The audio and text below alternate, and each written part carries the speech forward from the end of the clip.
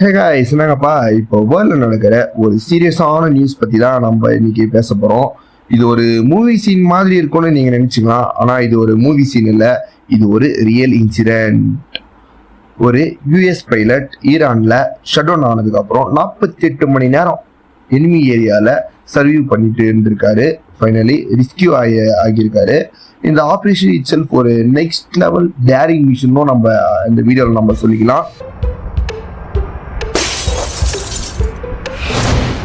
சரி, okay, full story என்னன்னு பார்த்துருவோமா இந்த வீடியோவில். யூஎஸ்ல இருந்து வந்த ஒரு ஃபைட்டர் ஜெட், அதாவது F-15E ஸ்ட்ரைக் ஈகிள், இந்த ஜெட்டோட பேர் அது. இது ஒரு பவர்ஃபுல் மிலிட்ரி ஏர்கிராஃப்ட்னு சொல்லலாம். அது சவுத்தர்ன் ஈரான் சைடில் ஷட் டவுன் ஆகிடுச்சு. அந்த ஏர்கிராஃப்டில் ஒரு 2 பேர் இருந்திருப்பாங்க, பைலட்ஸு. ஒரு பைலட் இன்னொருத்தர் வந்து வெப்பன் சிஸ்டம் ஆஃபீஸர். இவங்க 2 பேரும் லாஸ்ட் மூமெண்ட்ல எஜெக்ட் ஆகிட்டாங்க. அதாவது அந்த பிளேன் கிராஷ் ஆகும்போது அதுக்கு முன்னாடியே பேராஷூட்ல ஜம்ப் பண்ணிட்டாங்க. ஒருத்தரை மட்டும் இமிடியேட்டாக ரெஸ்கியூ பண்ணிட்டாங்க. ஆனால் இன்னொருத்தர் வந்து ஈரான்லேயே விழுந்துட்டாரு. அதாவது இங்கே தான் மெயின் ட்விஸ்டே இருக்கு. இந்த second officer almost 48 hours enemy டெரிட்டரியில், அதுவும் மவுண்டெயின் ஏரியாவில் சர்வீவ் பண்ணிட்டு இருந்திருக்கிறாரு. நீங்கள் யோசிச்சிருக்கலாம், அதாவது நீங்கள் யோசிச்சு பாருங்களேன். அன்ஃபெமிலியர் பிளேஸ், அதாவது ஒரு பழக்கமே படாத ஒரு இடம். எனிமிஸ் வந்து சுற்றி இருப்பாங்க அந்த இடத்துல. அதாவது ஈரானோட மிலிட்ரி ஆஃபீஸர்ஸ் வந்து அந்த மவுண்டெயினில் ஃபுல்லாக சுற்றி இருப்பாங்க. ஃபுட்டு இல்லை, அதாச்சு சாப்பாடு இல்லை, தண்ணி இல்லை, தூக்கம் இல்லை, எதுவுமே இல்லை அந்த இடத்துல. எதுவுமே தூங்கத்துக்கு கூட வாய்ப்பு இருக்காது. நம்ம ஓடிட்டே தான் இருக்கணும் அந்த இடத்துல. இன்ஜுரி ஆகிறதுக்கும் வாய்ப்பு இருக்குது. அதாவது அந்த அந்த குதிச்சார்ல, அப்போ வந்து அவருக்கு இன்ஜுரி ஆகிறதுக்கும் வாய்ப்பு இருக்குது.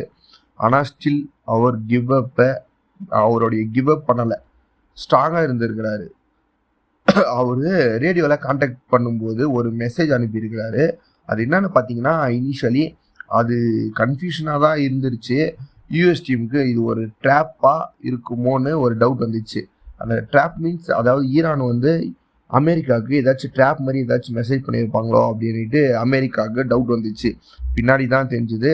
அவர் சொன்னது சிம்பிளாக ஒரே ஒரு வார்த்தை தான் அந்த மெசேஜில் போட்டுட்டாரு. அது என்னன்னு பார்த்தீங்கன்னா, காட் இஸ் குட். அதுக்கு அதாவது நான் சேஃபாக இருக்கிற ஹோப் இருக்குது அப்படின்றதுக்காக தான் அவர் அது சொல்லியிருக்காரு. இந்த மீனிங் தான் காட் இஸ் குட். நான் நல்லா இருக்கிறேன், என்னை ரெக்கவர் பண்ணுங்க எப்படியாச்சு அப்படின்ட்டு அந்த மெசேஜில் போட்டுவிட்டு இருக்கிறாரு. இப்போது அவர் எப்படி ரெஸ்கியூ பண்ணாங்க, அமெரிக்கன் வந்து அவங்கள எப்படி ரெஸ்கியூ பண்ணாங்க, அதை பற்றி இப்போ நம்ம பேசலாம். இப்போ தான் கிளைமேக்ஸு. யூஎஸ் ஸ்பெஷல் ஃபோர்ஸ் ஒரு ரிஸ்கி ஆப்ரேஷன் பண்ணாங்க. அதாவது ஒரு ரிஸ்கான ஆப்ரேஷன் வந்து அமெரிக்கன் வந்து பிளான் பண்ணியிருக்காங்க. Helicopter support. ஃபஸ்ட்டு வந்து ஹெலிகாப்டர் வந்து உள்ளே அமிச்சாங்க. ஏரியல் கவர், ஃபுல் கவர் கொடுத்தாங்க அந்த ஹெலிகாப்டருக்கு. கிரவுண்ட் டீம் கீழேயும், அந்த கிரவுண்ட் டீம் கீழேயும் அவங்களுடைய அமெரிக்கன் யூஎஸோட ஃபோர்ஸ் வந்து அதாச்சும் எப்படி சொல்கிறது, மேலே பறக்காம கீழே கிரவுண்ட்லேயே நடக்க வச்சு அவர் ரிகவர் பண்ணாங்க. அது எல்லாத்தையும் கம்பைன் பண்ணி ஒரு டேரிங் ரெஸ்கியூ மிஷன் எக்ஸிக்யூட் பண்ணியிருக்காங்க. அதாவது எப்படி சொல்கிறது, ஒரு தரமான ஒரு மூவியில் பார்த்தா எப்படி இருக்கும் அந்த மாதிரி அவர் ஒருத்தர் வந்து ரெஸ்கியூ பண்ணியிருக்காங்க. அவங்க நினச்சா அவர் ஒருத்தரை விட்டுட்டு இருக்கலாம், ஆனால் ஒரு யூஎஸ் வந்து வீட்டெல்லாம் அவரையும் காப்பாற்றிருக்காங்க.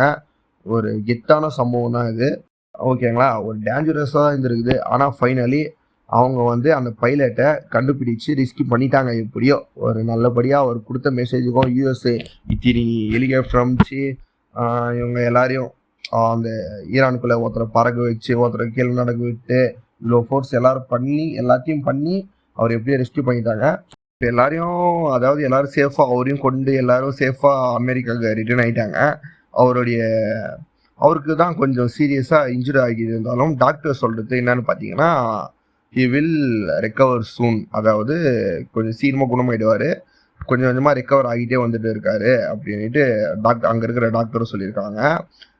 நியூஸ் கன்ஃபார்ம் ஆனதும், அதாவது இந்த நியூஸ் வந்து கன்ஃபார்ம் ஆனதும் யூஎஸ் பிரசிடென்ட் ட்ரம்ப் ஸ்ட்ரைட்டாக ரியாக்ட் பண்ணிட்டாரு. வி காட் ஹிம் அப்படின்ட்டு ஒரு மெசேஜ் தட்டி விட்டாரு. அதாவது மிஷன் சக்ஸஸ்னு அனௌன்ஸ் பண்ணிட்டாரு. நம்ம பாயிண்ட் ஆஃப் வியூவில் பார்க்கும்போது இது ஒரு மிலிட்டரி ஸ்டோரி மட்டும் இல்லை. நம்ம இது எனக்கு எப்படி தோணுச்சுன்னா, இது ஒரு சர்விவல் மாதிரி இருந்துச்சு. அவருடைய மென்டல் ஸ்ட்ரென்த்து, மென்டலாக அவர் மென்டலி ஃபிசிக்கலி அவர் எவ்வளோ கஷ்டப்பட்டுருப்பார், இந்த டைரெக்ஷனில் தான் நான் கொஞ்சம் யோசித்தேன். ஒரு டீம் ஒர்க்காகவும் இருந்துச்சு இவங்க எல்லாரும் சேர்ந்து அது செய்யும் போது. இவங்க எல்லாம் சேர்ந்தா தான் இந்த மாதிரி ஒரு ரெஸ்கியூ ஆப்ரேஷன் வந்து பாசிபிளாக இருக்கும். ஒரு மனிதன் 48 நேரம் இப்படி சர்வீவ் பண்ணது இட்செல்ஃப் ஒரு பெரிய விஷயம்தான். அதாவது அதுவும் எனிமி ஏரியாலனா ஒரு வேற லெவல் தான். அவங்க எப்படி காப்பாற்றினாங்க எல்லாம் ஒரு பயங்கரமான இதுவாக தான் இருந்துச்சு.